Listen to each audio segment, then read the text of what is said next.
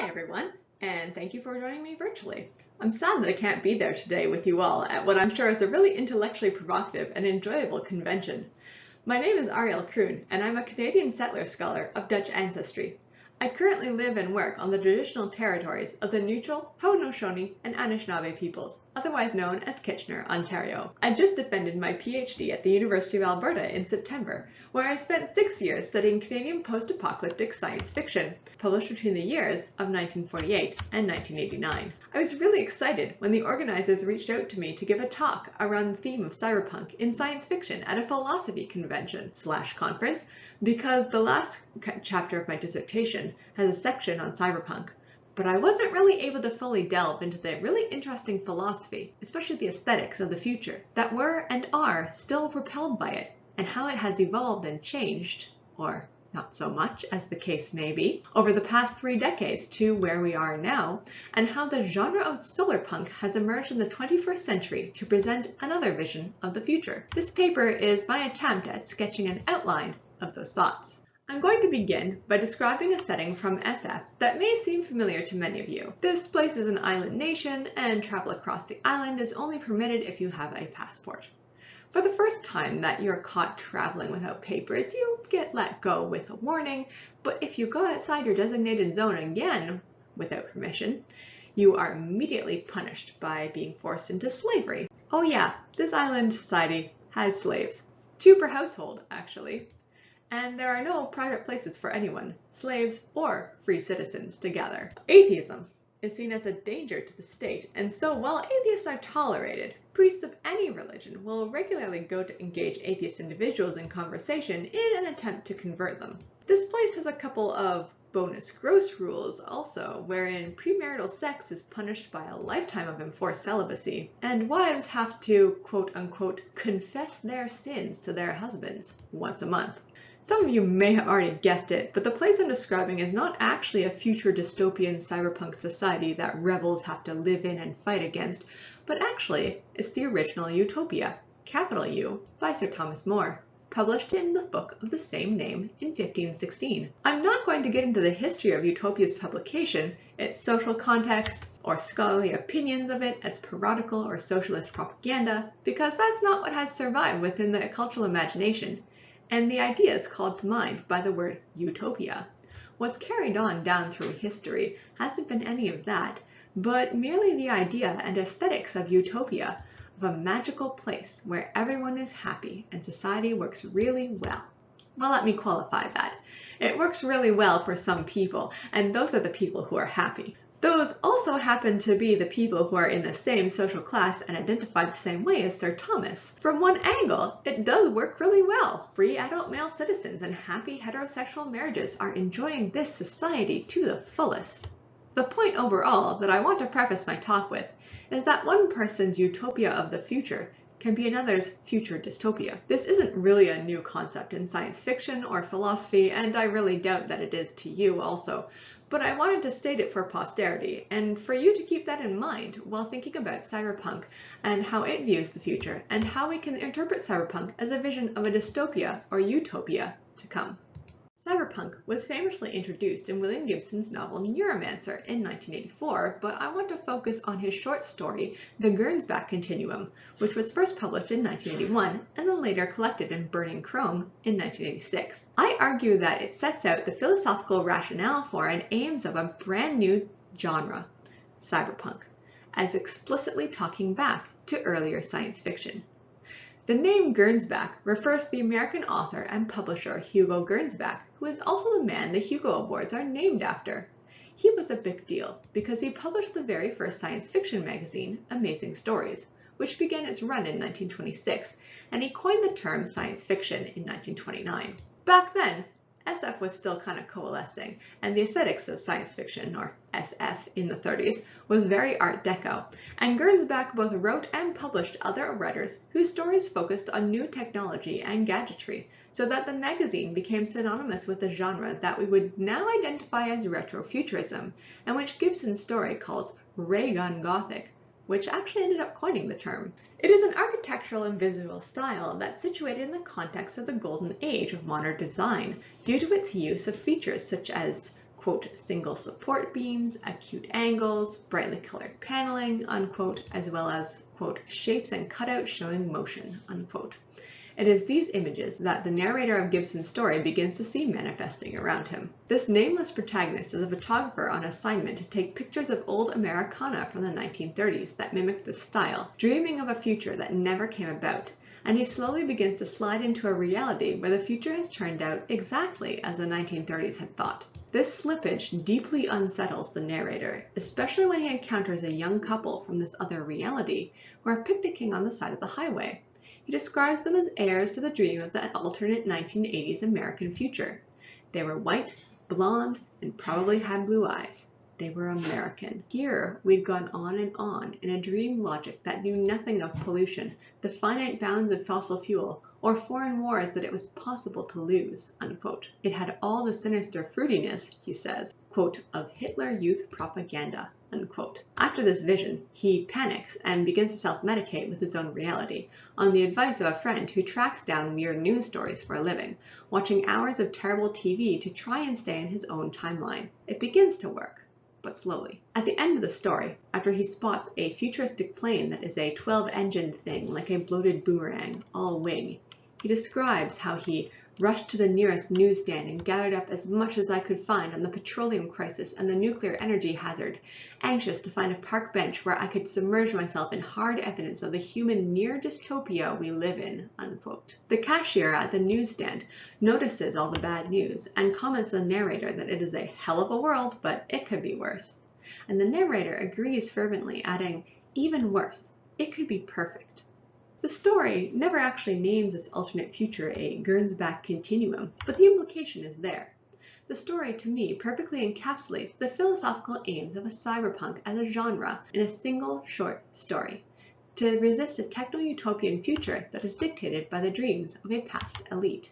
In the other stories in Burning Chrome, as well as in Neuromancer, Gibson focuses on describing the way that technology has broken down or betrayed its original purpose by not working, its components molding or rusting in various states of disrepair, so much so that the degradation of futuristic tech, the environment, and people living in the middle of it became a hallmark aesthetic of cyberpunk. The main narrative through line is of an underclass individual repurposing the technology of the elite to use it to further his own ends, often violently.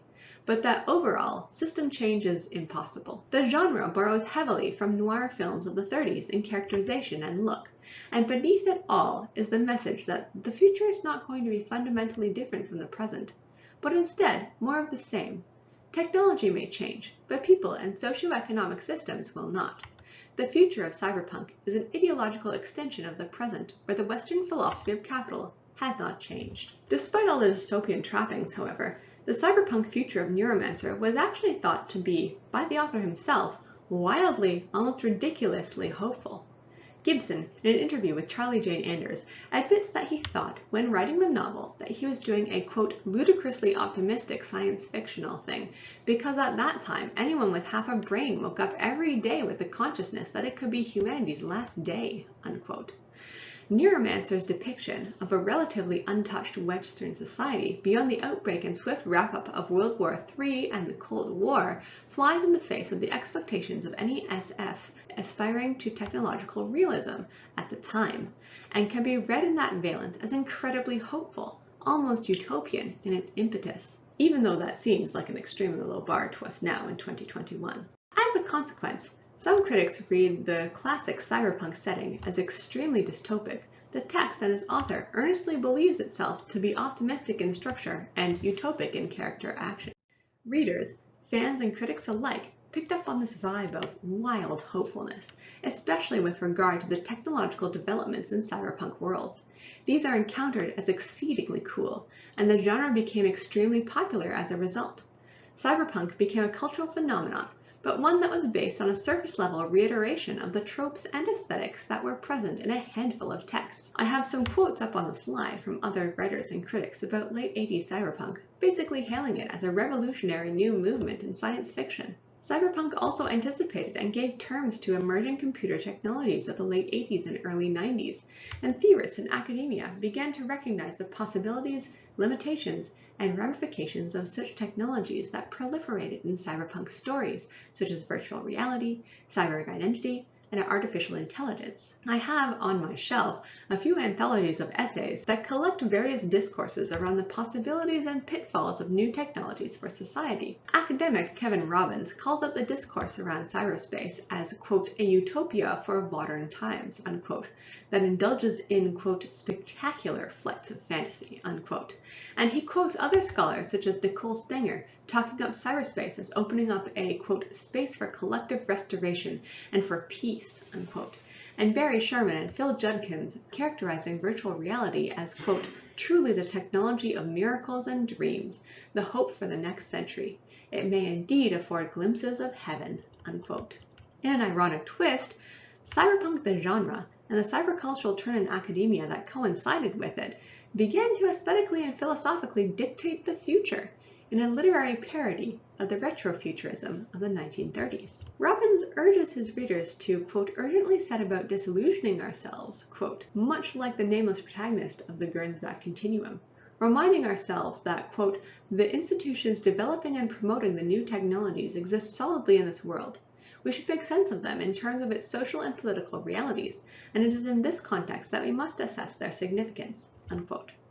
It is easy to get carried away by the aesthetic trappings of technology, of cool rebellion, and the promise of escapism into a different world, and not to realize the underlying social, political, and economic factors that make those dreams of detachment from this world so tempting. In reality, the future of cyberpunk does not differ very much ideologically or philosophically from the Reaganomic American 1980s present in which it was born. Scholar Carolyn Alphen observes a dominant trend in cyberpunk scholarship that draws on Frederick Jameson's diagnosis of, quote, postmodernism as the logic of late capitalism, using Jameson's spatial pastiche, schizophrenic temporality, and waning of affect, unquote. And she argues that the cyberpunk biohacker, quote, reflects an underlying pure neoliberalism at work within accelerationism and its neoliberal governmentalities, unquote. Neuromancer was, and is still, greeted with distaste and horror as a dystopian nightmare by critics.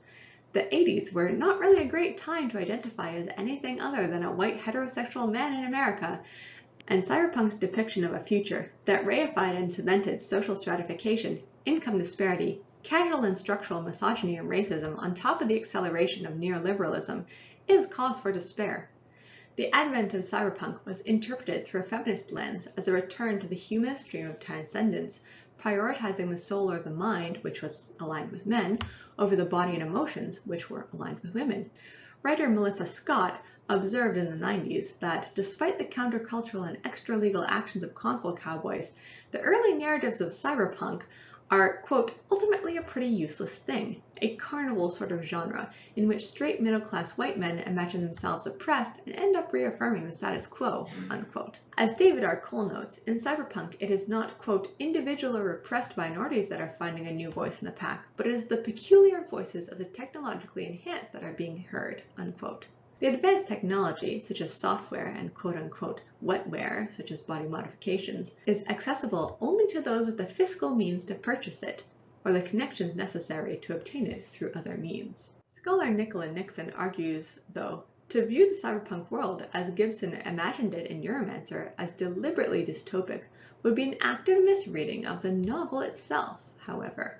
Instead, quote, much as we might flinch at the implications of such triumphs, unquote, Neuromancer has basically a happy ending for its protagonist, a marked departure from the affect of dystopian despair that the genre later took on.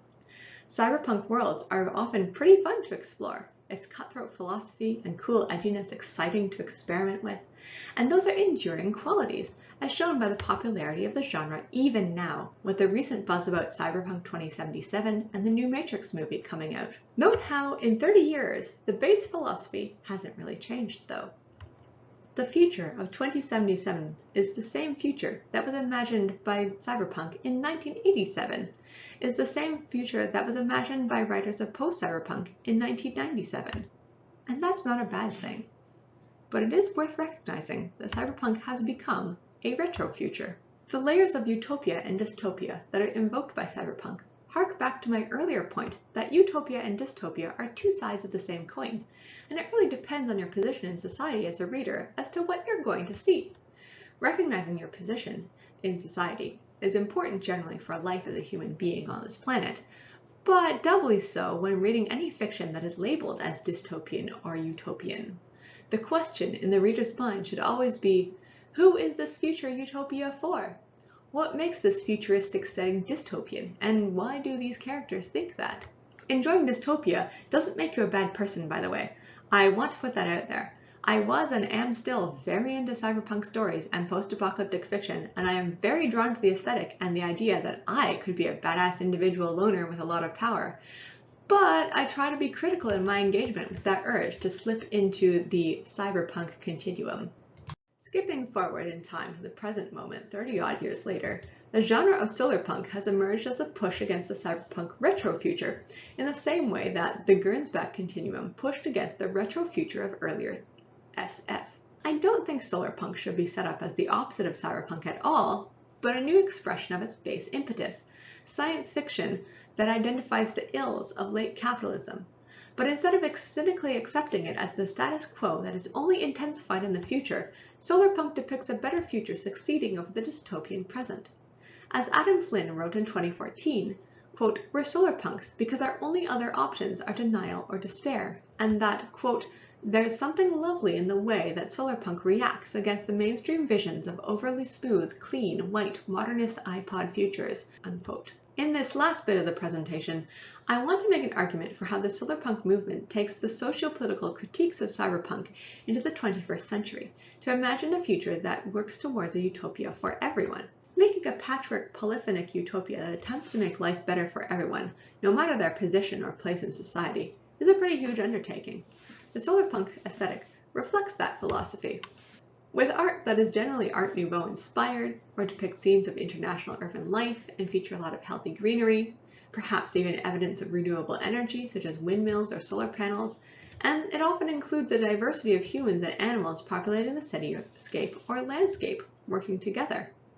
I again see a reflection of cyberpunk in solarpunk's emphasis on aesthetic that embodies philosophy.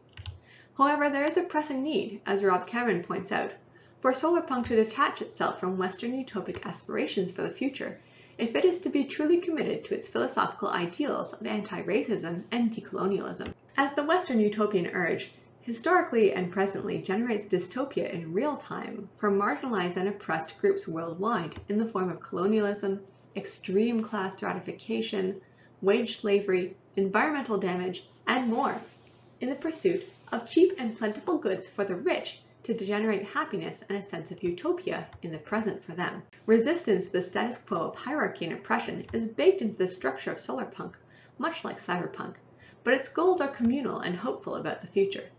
Solarpunk fiction varies widely in how far in the future it sets itself. Some stories are very like cyberpunk in their 15 minutes into the future setting, where the world is basically the same and utopia is located in the vision and cooperative actions of the protagonists. Others are set years or centuries into the future, and some are even set in alternate realities with magic realism or fantasy elements. What ties them together is the basic optimism about the future, even given the most dystopian of conditions, and a belief in the ability to change for the better. Some notable solarpunk anthologies include Sunvault, stories of eco-speculation, and Solarpunk, Glass and Gardens, Solarpunk Summers, Wings of Renewal, a Solarpunk Dragons anthology, and Multi-Species Cities, Solarpunk Urban Futures.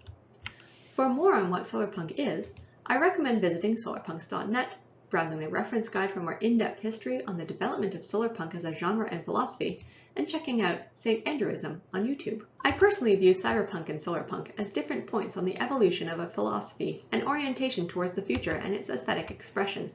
In the 80s, hopefulness consisted in surviving the Cold War. Nowadays, hopefulness consists of surviving late capitalism. Cyberpunk's emphasis on the underdog individual is expanded on by solarpunk, with the recognition that in order to rebel against the socio-political forces of dystopia, it is necessary to work together with others and to recognize their strengths and weaknesses to have a better chance at changing the world. Cyberpunk is the burned-out cynical Generation X older brother to Solarpunk's optimistic younger millennial and Gen Z siblings, who recognize the state of the world and have a different method of reacting to it. The Solarpunk philosophy of radical grounded hope focuses on change for the better in the here and now, critical thinking, and methods they learned from their cyberpunk elders to put it to use in a new way. Thank you so much for listening to my talk, and I'm looking forward to interacting with you all in the comments on this video. Please check out the description of this video for info on how to tag me so that I see your question and respond to it during the Q&A on Monday, December 6th. My thanks also to the organizers of PhilosophyCon. I'm really looking forward to going through the recorded talks and engaging with all the amazing and fascinating presentations this year. I hope you have a great rest of the convention.